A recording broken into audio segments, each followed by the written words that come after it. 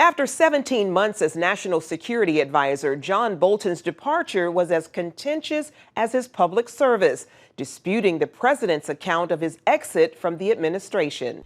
The announcement coming in a presidential tweet from President Trump Tuesday morning.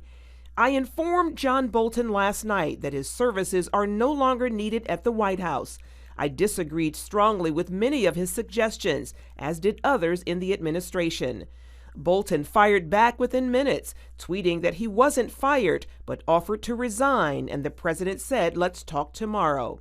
Later tweeting to a Washington Post reporter, I will have my say in due course, but I have given you the facts on the resignation. My sole concern is U.S. national security.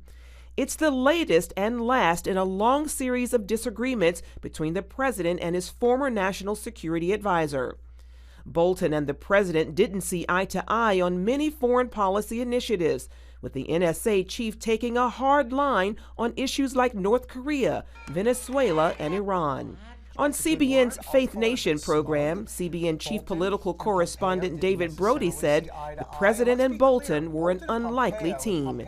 The truth of the matter is that, and this is what I really could never understand, why did John Bolton take the job to begin with? He's a hawk. He is an interventionist.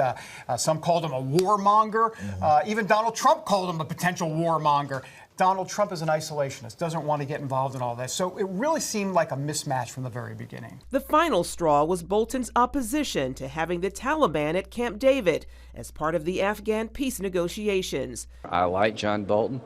I think he sees the world for what it is. I've always had a similar view of the threats that we face, but the personal relationship between the president and National Security Advisor is important. I think the view that there's some public discussions about Bolton being on the other side of meeting with the Taliban probably was a bridge too far.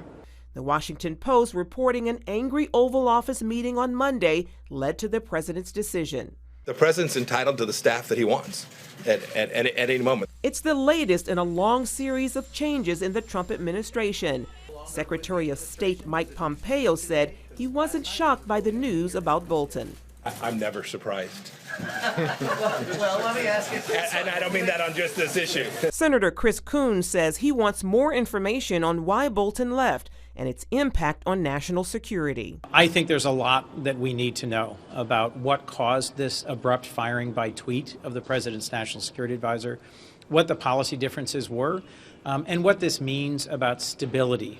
Meanwhile, Charles Kupperman, the Deputy National Security Advisor, will fill Bolton's role on an acting basis.